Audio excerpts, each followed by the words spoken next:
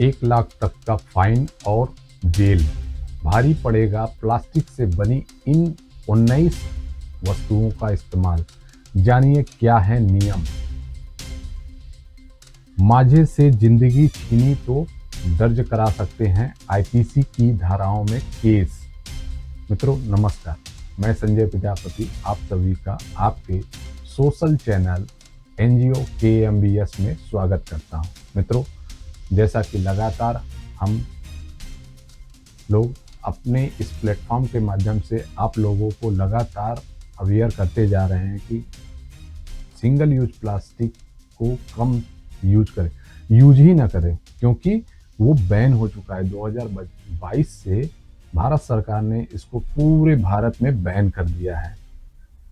तो आज मित्रों, आज सिंगल यूज प्लास्टिक के साथ साथ हम चाइनीज माझे के बारे में भी बात करेंगे, क्योंकि चाइनीज माझे पे जो इतने कठोर नियम बनाए गए हैं, वही नियम प्लास्टिक में भी आने चाहिए।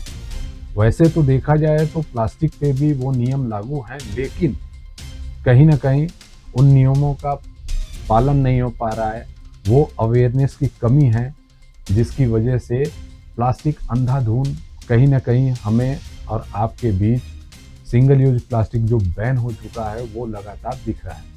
तो मित्रों, आज हम लोग सिंगल यूज प्लास्टिक के साथ साथ चीनी माझे के भी बारे में भी जानेंगे, और ये भी जानेंगे कि सिंगल यूज प्लास्टिक को अगर उपयोग किया जा रहा है तो उस पे क्या प्रावधान है, और साथ ही साथ चीनी माझे में जो प्रावधान लगे हुए हैं उसके बारे में भी बात करेंगे। सबसे पहले हम लोग अपने टॉपिक को ले लेते हैं कि क्या क्या आज की टॉपिक है।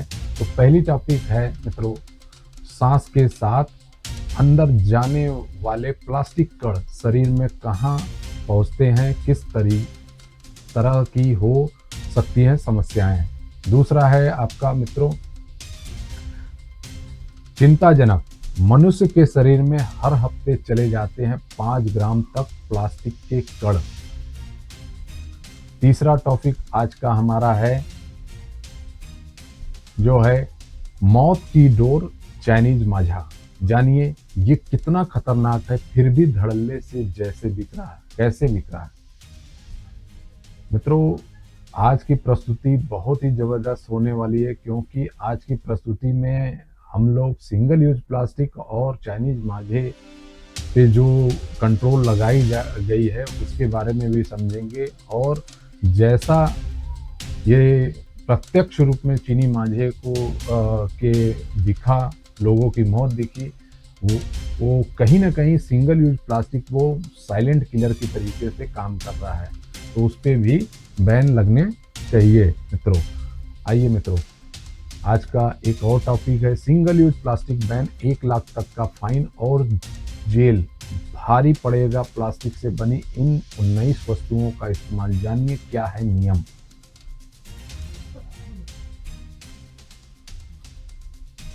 चाइनीज माझा डेथ, माझे से जिंदगी छीनी तो दर्ज करा सकते हैं आईपीसी की धाराओं में केस। तो सोच लीजिएगा मित्रों कि कहीं ना कहीं चाइनीज माझे पे आईपीसी की धाराओं में केस दर्ज कराने का भी प्रावधान आ चुका है। उसी तरीके से कहीं ना कहीं ये अब जरूरी हो चुका है कि प्लास्टिक पे भी ऐसा ही प्रावधान माननीय कोर्ट के द्वारा या सरकार के द्वारा आने बहुत ज़रूरी है। तो मित्रों, आज की कड़ी में मैं अपने पहले टॉपिक पे शुरू करने से पहले मैं निवेदन करना आपसे चाहूँगा कि लगातार एनजीओ केएमबीएस अपने यूट्यूब प्लेटफॉर्म और फेसबुक के पेज एनजीओ केएमबीएस के माध्यम से लगातार आप लोगों को अवेयर कराया जा रहा है कि आप ज़्यादा से ज़्यादा अपने नियर डियर लोगों को आप इसको शेयर करिए, ताकि आपके नियर डियर लोग इस से बच सके। क्योंकि आज जो ये विभीषिका हमारे आपके बीच है, तो कहीं ना कहीं ये बहुत बड़ी प्रॉब्लम क्रिएट कर चुकी है।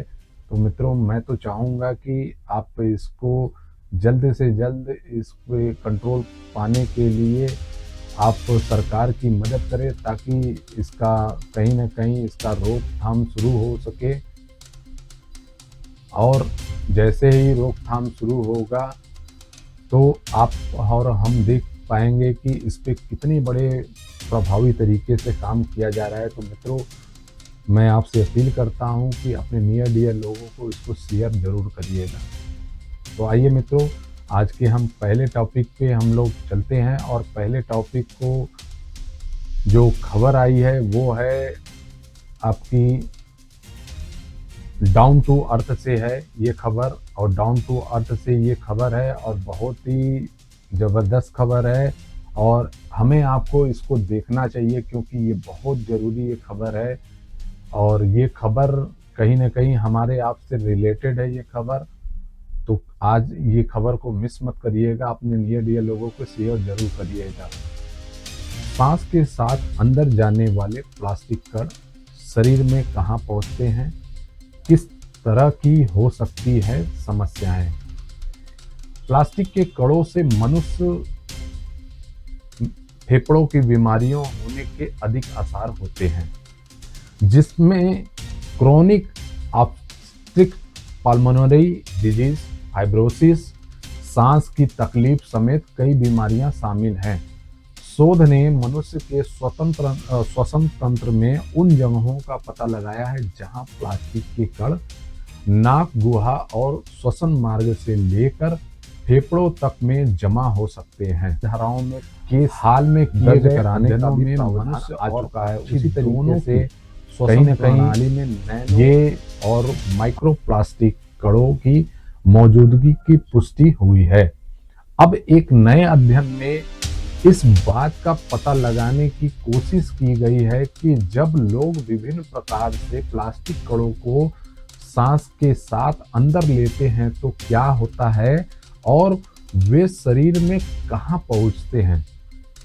University of technology Sydney UTS की शोध टीम ने सांस लेने की दर के आधार पर अलग अलग आकार के नैनो और माइक्रोप्लास्टिक कणों के शरीर में पहुंचने और जमा होने का अध्ययन करने के लिए कंप्यूटेशन द्रव्य कण गतिकी CFPD नामक तकनीक का उपयोग किया है। एनवायरमेंटल एडवांसेस नामक पत्रिका में प्रकाशित शोध ने मनुष्य के श्वसन तंत्र में उन जगहों का पता लगाया है जहां प्लास्टिक के कण नाक और श्वसन मार्ग से लेकर फेफड़ों तक में जमा हो सकते हैं। शोध में कहा गया है कि श्वसन प्रक्रिया पर नैनो और माइक्रोप्लास्टिक के प्रभाव के प्रमाण बढ़ रहे हैं। यूटीएस का यह अध्ययन इन खतरों को कम करने के लिए जरूरी जानकारी प्रदान करता है। शोधकर्ता ने शोध में कहा कि प्रयोगों से मिले सबूतों से पता चल रहा है कि प्लास्टिक के कणों से मनुष्य में फेफड़ों की बीमारी होने के अधिक आसार होते हैं, जिसमें chronic obstructive pulmonary disease, fibrosis, लिस्पेनिया जिसे सांस की तकलीफ कहते हैं, अस्थमा और फ्रस्टेड ग्लास नोड्यूल्स का निर्माण होना शामिल है। हवा में प्लास्टिक का कण प्रदूषण जब आम हो गया है और लोगों के सांस द्वारा इसके संपर्क में आने का दूसरा सबसे बड़ा मार्ग है। कुछ ऐसे पदार्थ हैं जिनमें जानबूझकर प्लास्टिक का उपयोग किया जाता है, जिसमें सौंदर्य प्रसाधन और टूथपेस्ट जैसे बहुत सारे उत्पाद शामिल है। द्वितीय कण बड़े प्लास्टिक उत्पादों जैसे पानी की बोतल, खाद्य कंटेनर और कपड़ों के नष्ट होने से निकलते हैं।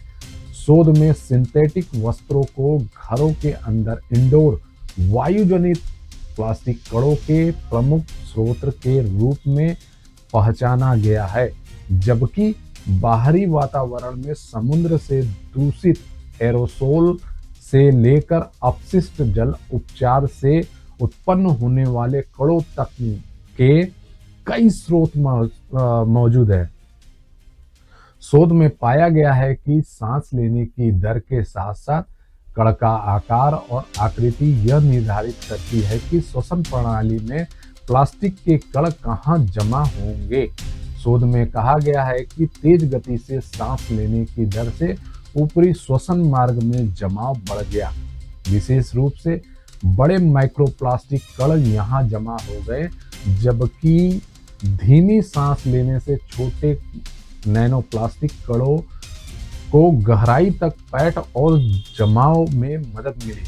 कण का आकार एक अन्य कारण था जिसमें गोलाकार माइक्रोप्लास्टिक और नैनोप्लास्टिक की तुलना में बिना गोलाकार माइक्रोप्लास्टिक के कण फेफड़ों में अधिक गहराई तक प्रवेश कर पाएंगे, जिससे कई तरह की स्वास्थ्य समस्याएं हो सकती हैं। शोध के ये निष्कर्ष नैनो और माइक्रोप्लास्टिक कणों के सांस से जुड़े स्वास्थ्य को होने वाले खतरों के आकलन में सांस लेने की दर और कण के आकार के संबंधित जानकारी को सामने लाते हैं। तो मित्रों, जैसा कि आप ये देख के तो समझ ही गए होंगे कि ये कितनी बड़ी समस्या प्लास्टिक आज हमारे आप लोगों के लिए बन चुकी है। तो कहीं ना कहीं हमें और आपको इस चीज को नेगलेक्ट तो करना ही नहीं चाहिए। ये जो प्रस्तुति है इसको तो नेगलेक्ट करना ही नहीं चाहिए और लोगों को अवेयर करना चाहिए कि ज़्यादा से ज़्यादा इस चीज़ को शेयर करें और अपने नियर डियर लोगों को इससे बचाने के लिए जो संस्था काशी मानव विकास समिति ने एक मुहिम चालू की। शोध में पाया गया है कि सांस लेने की दर के साथ साथ बने रहना और अपने नियर डियर को ये शेयर करना, ये आपकी हमारी एक नैतिक जिम्मेदारी है, जो अगर हम नहीं करते हैं तो कहीं ना कहीं हम अपने लोगों के साथ बहुत बड़ा छल करते हैं। तो आइए मित्रों, आज की जो दूसरी प्रस्तुति है वो भी हमारा सिंगल यूज प्लास्टिक से रिलेटेड ही है। तो कहीं ना कहीं ये बहुत गंभीर समस्याओं के प्रति हम लोग जूझ रहे हैं। तो लोगों को अवेयर करना है, बचाना है अपने लोगों को। तो आइए मित्रों, हम लोग चलते हैं। जो दूसरी खबर है, हमारी दूसरी खबर है, बहुत ही चिंताजनक ये भी खबर है। तो इसको भी हमें नेगलेक्ट नहीं करना है, ज़्यादा से ज़्यादा लोगों को शेयर करना है इसको। चिंताजनक, मनुष्य के शरीर में हर हफ्ते चले जाते हैं 5 ग्राम तक प्लास्टिक के कण। सोचिएगा मित्रों, शोधकर्ताओं ने अब मानव जठरांत संबंधी मार्ग में कैंसर कोशिकाओं पर छोटे प्लास्टिक के कणों के प्रभाव की जांच की है। जठरांत संबंधी मार्ग या गैस्ट्रोइंटेस्टाइनल ट्रैक्ट पहले से ही मनुष्य शरीर में सूक्ष्म और नैनो प्लास्टिक कणों MNP के लिए एक प्रमुख भंडारण स्थल के रूप में जाना जाता है। ग्राज में CBMed GmbH के नेतृत्व में वियना विश्वविद्यालय और अन्य शोधकर्ताओं ने अब मानव जठरांत संबंधित मार्ग में कैंसर कोशिकाओं पर छोटे प्लास्टिक कणों के प्रभावों की जांच की है। क्रोमोस्फेयर्स नामक पत्रिका में प्रकाशित अध्ययन से पता चला है कि सूक्ष्म और नैनो प्लास्टिक कणों MNP पहले की तुलना में अधिक समय तक कोशिका में रहते हैं, क्योंकि कोशिका विभाजन के दौरान वे नई बनी कोशिका में चले जाते हैं। इस बात का भी पता चला है कि प्लास्टिक के कण ट्यूमर के मेटास्टेसिस में भी वृद्धि कर सकते हैं। क्रेडिट कार्ड के वजन के बराबर यानी 5 ग्राम तक प्लास्टिक के कण हर हफ्ते जठरांत संबंधित मार्ग में प्रवेश करते हैं। वियना विश्वविद्यालय में CBMed और लुकास केनर के शोधकर्ताओं की टीम ने MNP और विभिन्न कोलन कैंसर कोशिकाओं की जांच की। अपने विश्लेषण में शोधकर्ता यह दिखाने में सफल रहे हैं कि MNP कोशिका में कैसे प्रवेश कर सकते हैं और वास्तव में कहाँ जमा होते हैं। उन्होंने उनके प्रत्यक्ष प्रभाव को भी देखा गया। MNP को शरीर में अन्य अपशिष्ट उत्पादों की तरह लाइसोम लाइसोसोम में ले जाया जाता है। लाइसोसोम कोशिका अंग है जिन्हें कोशिका का पेट भी कहा जाता है। हालांकि शोधकर्ताओं ने देखा कि जैविक मूल के बाहरी निकायों के विपरीत एमएनपी उनकी बाहरी रासायनिक संरचना के कारण खराब नहीं होते हैं। विभिन्न कारकों के आधार पर एमएनपी कोशिका विभाजन के दौरान नवगठित कोशिका में भी पारित हो जाते हैं और इसलिए मनुष्य के शरीर में इनके मूल अनुमान की तुलना में अधिक लगातार बने रहने की आशंका होती है।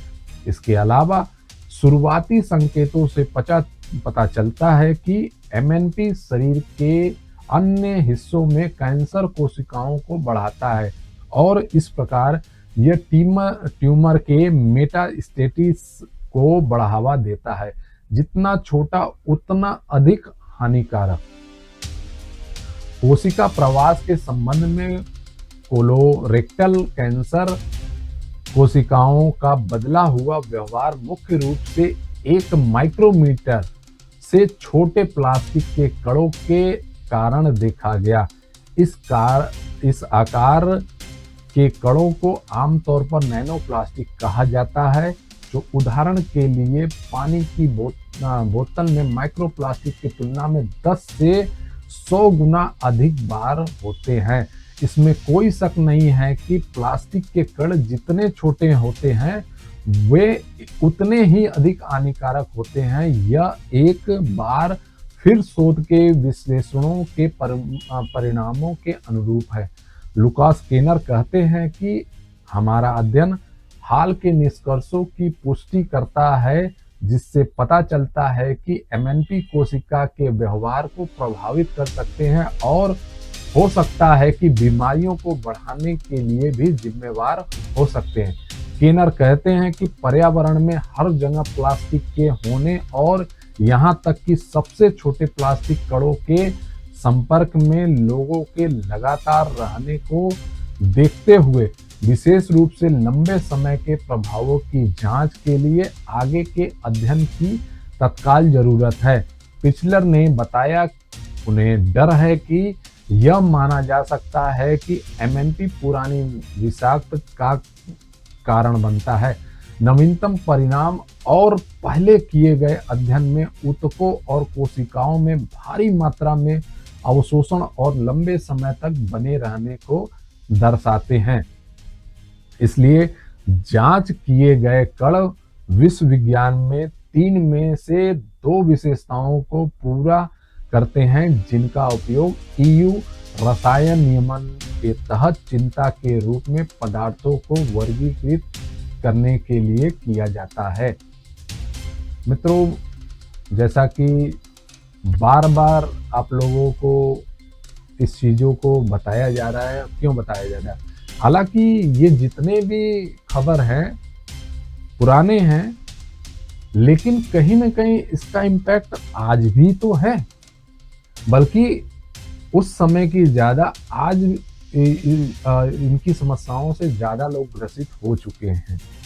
शोधकर्ताओं ने अब मानव जागृत और आपको ये सोचना चाहिए कि हम अपने लोगों को इस गंभीर समस्या से कैसे निजात दिला सकते हैं। तो आइए मित्रों, अब हम लोग अपने तीसरी खबर पे चलते हैं, जो मौत की डोर चाइनीज मांझा। जानिए ये कितना खतरनाक फिर भी धड़ल्ले से बिक रहा है। मित्रों, ऐसे तो देखा जाए बहुत ही गंभीर समस्या प्लास्टिक तो है ही, और चाइनीज मांझा भी जो है वो भी कहीं न कहीं ये भी प्लास्टिक से ही उत्पादन किया जाता है। इसको भी प्लास्टिक का, क्योंकि आज की प्रस्तुति में मैं आपको ये दिखाऊंगा कि प्लास्टिक का जो चाइनीज मांझे में भी जो प्लास्टिक का यूज होता है वो किस प्रकार से होता है। तो आज की प्रस्तुति में यही हम देखेंगे कि प्लास्टिक जो हमारे पूरे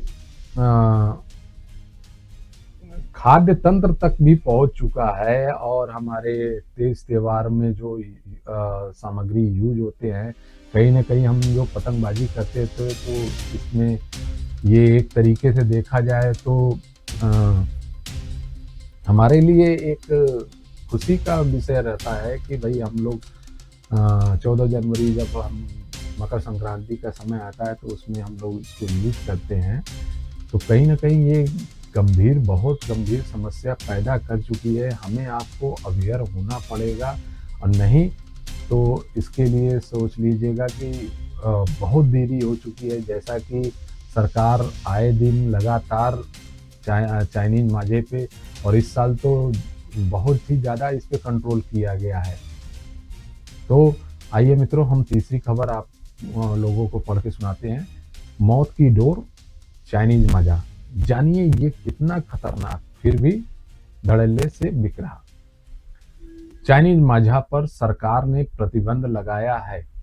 इसे खरीदने और बेचने वालों पर पर्यावरण संरक्षण अधिनियम 1986 की धारा 15 के तहत 5 साल तक की सजा और 1 लाख रुपए तक का जुर्माना हो सकता है। नई दिल्ली, हर साल 14-15 जनवरी को मकर संक्रांति का पर्व मनाया जाता है। इस दिन पतंग उड़ाने की परंपरा है। आसमान पर उड़ती रंग बिरंगी पतंगे जहां खुशियां देती है, वही इस पतंग की डोर किसी की मौत की वजह भी बन जाती है। हर साल मकर संक्रांति के आसपास चाइनीज माजे से मौत की घटनाएं सामने आती है। प्रशासन की सख्ती के बावजूद प्रतिबंधित चाइनीज माजे का इस्तेमाल जारी है। आइए समझते हैं कि आखिर चाइनीज माजा क्या है, ये इतना खतरनाक कैसे। भारत में चाइनीज माजे को लेकर क्या है प्रतिबंध, क्या है चाइनीज माजा।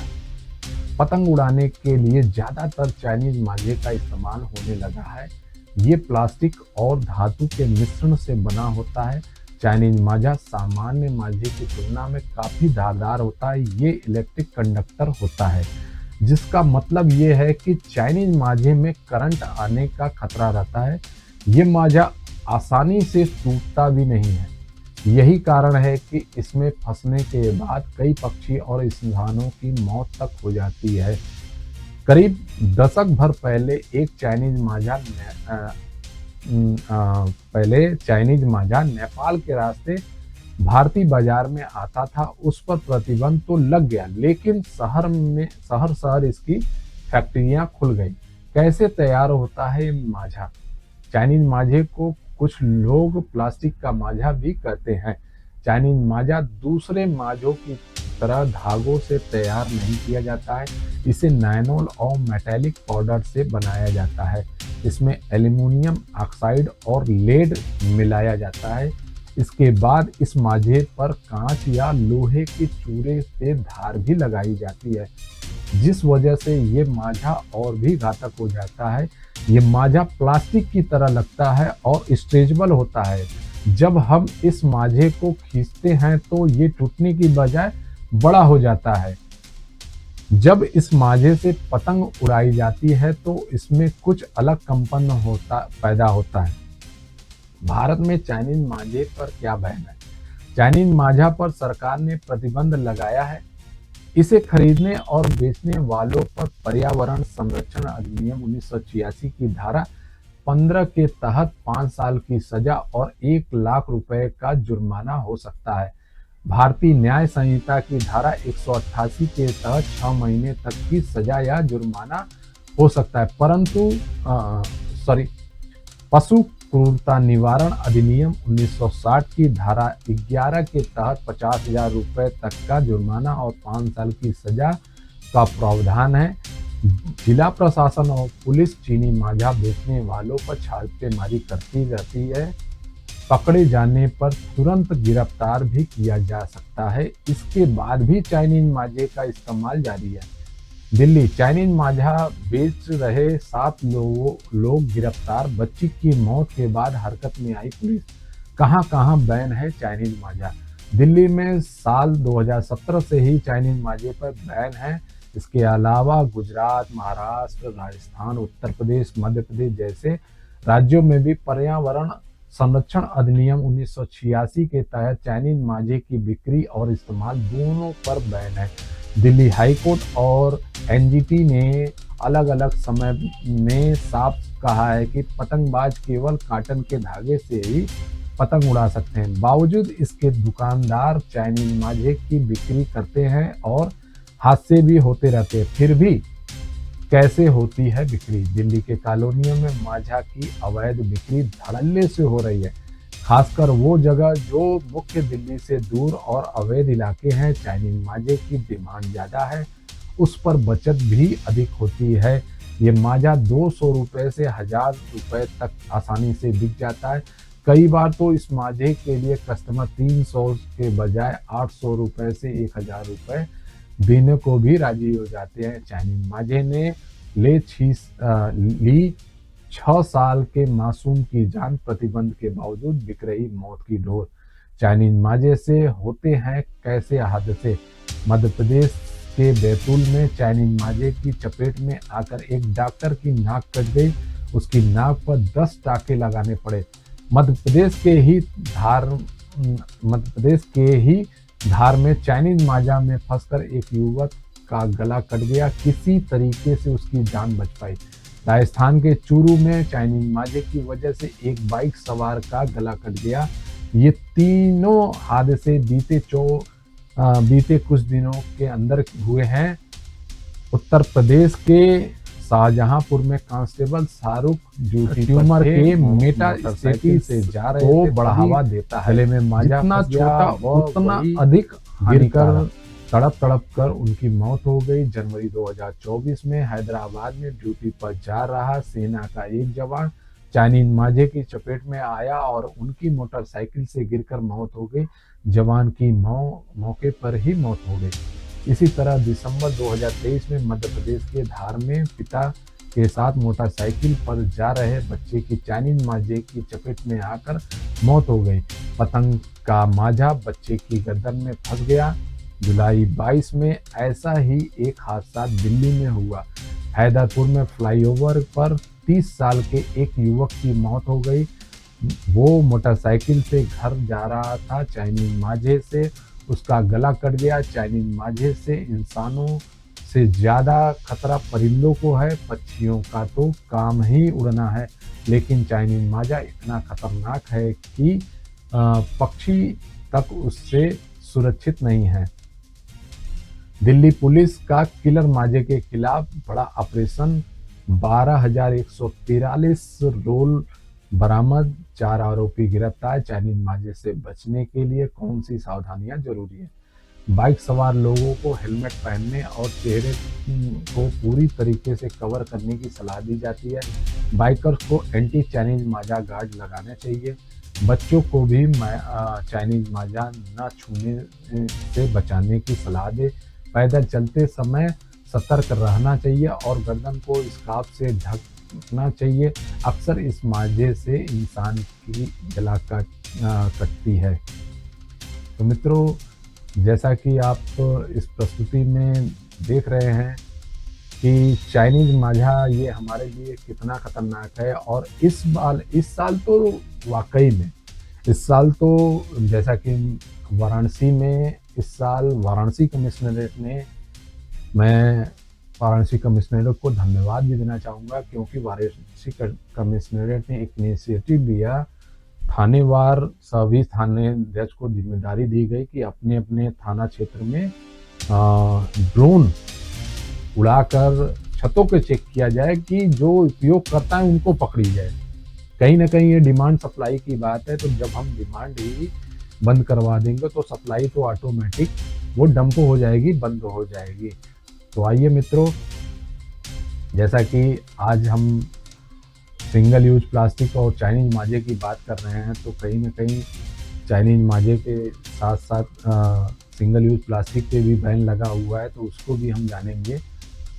और ये जानना हमें बहुत ज़रूरी है कि अगर हम इसको नहीं जानते हैं तो कहीं ना कहीं आने वाले दिन में कभी भी जो भी कार्यदायी संस्था है या प्रशासन है वो आपको अच्छा खासा पेनल्टी इसमें कर सकता है।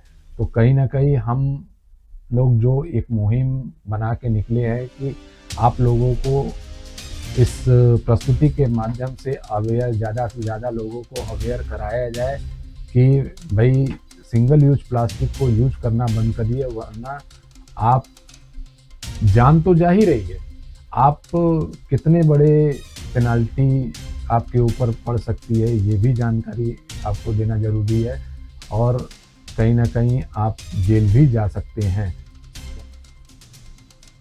Single use plastic ban, 1 lakh तक फाइन और जेल, भारी पड़ेगा प्लास्टिक से बनी इन 19 वस्तुओं का इस्तेमाल। जानिए क्या है नियम।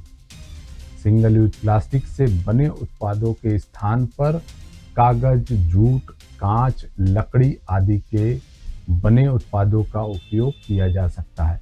इसके अलावा स्टेनलेस स्टील से बने उत्पादों और बांस से बने उत्पादों का भी उपयोग प्लास्टिक के विकल्प के रूप में किया जा सकता है। राजधानी दिल्ली में 1 जुलाई यानी शुक्रवार से सिंगल यूज प्लास्टिक से बने 19 तरह के उत्पाद बैन हो गए हैं। दिल्ली के विक्रेता और खरीदार अब इन प्लास्टिक से बनी वस्तुओं का उपयोग नहीं कर पाएंगे। बैन के बावजूद इन उत्पादों का इस्तेमाल करने पर जुर्माने, फाइन का प्रावधान है। दिल्ली सरकार के मंत्री गोपाल राय के अनुसार सिंगल यूज प्लास्टिक से बने उत्पादों पर बैन का उल्लंघन करने पर 1 लाख रुपए तक का फाइन लग सकता है या 5 साल की जेल भी हो सकती है। पर्यावरण सुरक्षा अधिनियम के तहत यह कार्रवाई की जा सकती है। गोपाल राय दिल्ली सरकार में पर्यावरण मंत्री हैं। जानिए कौन से आइटम हुए बैन। देश की राजधानी दिल्ली में 1 जुलाई से सिंगल यूज प्लास्टिक से बने 19 तरह के उत्पाद बैन हो गए हैं।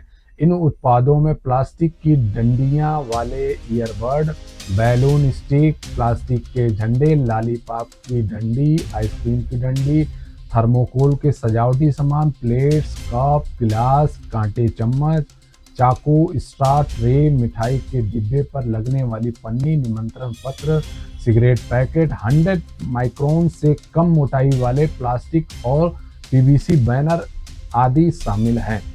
इन वस्तुओं का इस्तेमाल करने पर अब जुर्माना का प्रावधान भी है, 1 लाख रुपए तक का जुर्माना। 1 जुलाई से आम लोगों पर प्रतिबंधित उत्पादों का इस्तेमाल करने पर 500 से 2000 का जुर्माना लगेगा। वही औद्योगिक स्तर पर इसका उत्पाद, आयात, भंडारण और बिक्री करने वालों पर पर्यावरण संरक्षण अधिनियम 1986 की धारा 15 के तहत दंड का प्रावधान होगा। ऐसे लोगों पर 20,000 रुपए से लेकर 1 लाख रुपए तक का जुर्माना लगाया जा सकता है या फिर 5 साल की जेल या दोनों सजाएं भी दी जा सकती हैं। इसके अलावा उत्पादों को सीज करना, पर्यावरण क्षति को लेकर जुर्माना लगाना, इनके उत्पाद से जुड़े उद्योगों को बंद करने जैसी कार्रवाई का भी प्रावधान है। ये हो सकते हैं विकल्प। सिंगल यूज प्लास्टिक से बने उत्पादों के स्थान पर कागज, जूट, कांच, लकड़ी आदि से बने उत्पादों का उपयोग किया जा सकता है। इसके अलावा स्टेनलेस स्टील से बने उत्पादों और बांस से बने उत्पादों का भी उपयोग किया जा सकता है। तो मित्रों, जैसा कि आपने देखा कि चाइनीज माजे पे जिस तरीके से बैन लगाया गया है, उसी तरीके से आपके सिंगल यूज प्लास्टिक पे भी बैन है और उस पे भी अच्छी खासी पेनाल्टी है और सजा का भी, जेल का भी प्रावधान है। तो मैं आप लोगों को बार बार कहता हूँ कि अब से ही सिंगल यूज प्लास्टिक को अभी अगर आप यूज कर रहे हैं, यदा कदा भी यूज कर रहे हैं, तो इसको यूज करना तो बंद कर दें, अपने घर में लाना बंद कर दें। क्योंकि कहीं ना कहीं आपको अगर जो गवर्निंग बॉडी है वो अगर पकड़ती है तो आपके ऊपर अच्छा खासा पेनाल्टी भी कर सकती है। तो मित्रों, मैं आपको हमेशा से सचेत करता आ रहा हूँ कि सिंगल यूज प्लास्टिक को बैन किए हुए आपके लगभग 2.5 साल हो गए हैं सरकार को, इस पर अच्छी खासी पेनाल्टी है। तो ज़्यादा इसको यूज ना करें, अपने लोगों को मना करें। आइए मित्रों, लास्ट की जो हम लोगों की है कि चीनी जो माजे को हम लोग यूज करते हैं, उस माजे को यूज करने पे आपको आईपीसी की धारा से भी में केस दर्ज हो सकता है। तो क्यों ना जैसे इस बार वाराणसी पुलिस ने इस पे की है, तो हमें बचना है, बचाना है अपने लोगों को। तो आइए मित्रों, ये लास्ट की जो हमारी खबर है इसको हम पढ़ते हैं। चाइनीज माजा डेथ, माजे से जिंदगी छीनी तो दर्ज करा सकते हैं आईपीसी की धाराओं में केस। नई दिल्ली, दिल्ली में माजे से कारोबारी सुमित रंगा की मौत एनजीटी के साल 2017 के आदेश पर अमल न होने का ही नतीजा है। प्रतिबंध के बावजूद मौत का माजा आसानी से हर बाजार में उपलब्ध है, लेकिन सवाल यह है कि क्या केवल आनंद और परंपरा के नाम पर मानव जीवन को आइए मित्रों अब हम लोग ने दिया जाए। मौत के ऐसे मामलों में मुकदमा लापरवाही से मौत का बने या इसे सीधे गैर इरादतन हत्या का अपराध माने। कानूनी जानकारों की राय थोड़ा अलग है। सुप्रीम कोर्ट के रिटायर्ड जज और एनजीटी के पूर्व अध्यक्ष जस्टिस स्वतंत्र कुमार इसे एक विवादित विषय मानते हैं। उनके मुताबिक मांझे से मौत में आईपीसी की धारा 304 का मुकदमा बने या नहीं, इस पर अभी कुछ भी टिप्पणी करना सही नहीं है, क्योंकि एनजीटी ने मांझे पर जो फैसला सुनाया था वह पर्यावरण संरक्षण कानून के तहत ही था। अब कोई शिकायत दर्ज कराता है कि मौत लापरवाही की वजह से हुई है या जानने के बावजूद कि इस तरह की हरकत से मौत हो सकती है, तो यह एक अलग और विवादित मुद्दा है। गौरतलब है कि जस्टिस स्वतंत्र कुमार की बेंच ने ही 2017 में मांझे पर प्रतिबंध का फैसला सुनाया था। तब वही एनजीटी के अध्यक्ष थे। उनका मानना है कि ऐसे मामलों में अगर कोई आईपीसी की धाराओं में केस दर्ज करवाना चाहे तो बिल्कुल करवा सकता है। इसके लिए जरूरी नहीं है कि वह व्यक्ति मृतक का परिजन हो। उन्होंने यह भी कहा है कि प्रतिबंध के लगभग 5 साल बाद भी मांझे से मौत के मामलों का सामने आना निश्चित रूप से आम जनता और जिम्मेदार अथॉरिटी की ओर से इसे लागू करने में इच्छा शक्ति की कमी दिखाता है। जाने माने पर्यावरण कानून विशेषज्ञ और वकील ऋत्विक दत्ता का कहना है कि मांझे पर प्रतिबंध भले ही पर्यावरण कानून के तहत लगा, पर उनके इस्तेमाल की वजह से अगर कोई ऐसा अपराध हुआ हो जो दूसरे कानून के अंतर्गत दंडनीय है, तो अभियोजन को दूसरे कानून के तहत भी प्राथमिकता दी जाएगी। पर्यावरण संरक्षण कानून की धारा 24 में साफ तौर पर ऐसा प्रावधान है। आईपीसी की धारा 304 गैर इरादतन हत्या, जो हत्या की श्रेणी में नहीं आता, इसमें 10 साल से लेकर उम्र कैद तक की सजा, जुर्माना भी। आईपीसी की धारा 304 ए लापरवाही से मौत का मामला 2 साल तक की सजा या जुर्माना या सजा और जुर्माना दोनों। मांझे से मौत के मामले में आईपीसी की धारा 304 या 304 ए के तहत कार्रवाई के मुद्दे पर दत्ता ने कहा कि अब यह सीधे तौर पर हत्या तो है नहीं, इसी को आड़ बनाकर लोग बच भी जाते हैं क्योंकि इसमें मकसद या योजना की पुष्टि नहीं हो पाती। लेकिन पर्यावरण संरक्षण अधिनियम में नो फॉल्ट लायबिलिटी सिद्धांत लगता है, जिसका मतलब है कि अगर आपकी किसी हरकत से किसी की जान चली जाए और अगर उसमें आपकी गलती नहीं भी है, तब भी आपकी जिम्मेदारी तो बनेगी ही। सीनियर वकील मानते हैं कि कानून के विरुद्ध मामलों में कोई छूट नहीं होनी चाहिए। एक्ट से पहले एक्शन जरूरी। कानूनी जानकारों का मत है कि ऐसी मौतों का जागरूकता और कार्रवाई के जरिए रोका जा सकता है। इसमें कार्रवाई की जिम्मेदारी सभी एजेंसियों की बनती है, पर हालात ऐसे हैं कि वन विभाग या प्रदूषण बोर्ड के पास कार्रवाई के लिए मैन पावर नहीं है और पुलिस की अन्य प्राथमिकताएं इतनी ज्यादा है कि मांझे के खिलाफ कार्रवाई किनारे ही पड़ी मिलती है। ऐसे में इस समस्या का हल क्या है? सीनियर वकील दत्ता ने कहा है कि मांझे का इस्तेमाल पूरे साल तो होता नहीं है, एक खास अवधि में गहन प्रचार अभियोजन और शिकायत निवारण तंत्र होना चाहिए, ताकि इससे जुड़े मामलों में तत्काल शिकायत की जा सके। यह कार्रवाई उन इलाकों में ज्यादा हो जहां उस खास अवधि में पतंगबाजी ज्यादा होती है। उन इलाकों में सोशल मीडिया या अन्य माध्यमों से चेतावनी और कार्रवाई के बारे में लोगों को लगातार जागरूक करते रहना होगा। और हाँ, मांझे के उपयोगकर्ता से पहले विक्रेता के खिलाफ कार्रवाई जरूरी है, क्योंकि जब मांझा बिकेगा ही नहीं तो मौत का कारण भी नहीं बनेगा। तो मित्रों, जैसा कि आज की प्रस्तुति में जो हम लोगों ने 5 टॉपिक उठाए थे, वो 5 टॉपिक जो अपने अपने स्तर से बहुत ही जरूरी है कि श्वास के द्वारा हमारे यहाँ हमारे फेफड़ों में माइक्रो प्लास्टिक और नैनो प्लास्टिक बन रहे हैं, और साथ ही साथ सिंगल यूज प्लास्टिक को यूज करने और पे भी बहुत बड़ी पेनल्टी है। चाइनीज मांझों से कितने लोगों की मौत हो चुकी है, और चाइनीज मांझों के लिए जो कानूनी दलीलें है वो उसको भी हमने लास्ट में आपको पढ़ के सुनाया। तो मित्रों, जैसा कि आज की प्रस्तुति बहुत बड़ी हो चुकी है, मैं जान सकता हूँ, लेकिन कहीं ना कहीं ये जरूरी भी है कि हम लोग आपको ज़्यादा से ज़्यादा जानकारी प्लास्टिक के संदर्भ में आपको दे सके। इसलिए और अभी तक ये आपने जो प्रस्तुति देखा है उसके लिए मैं तहे दिल से धन्यवाद देता हूँ, क्योंकि बड़ी प्रस्तुति है, मानता हूँ।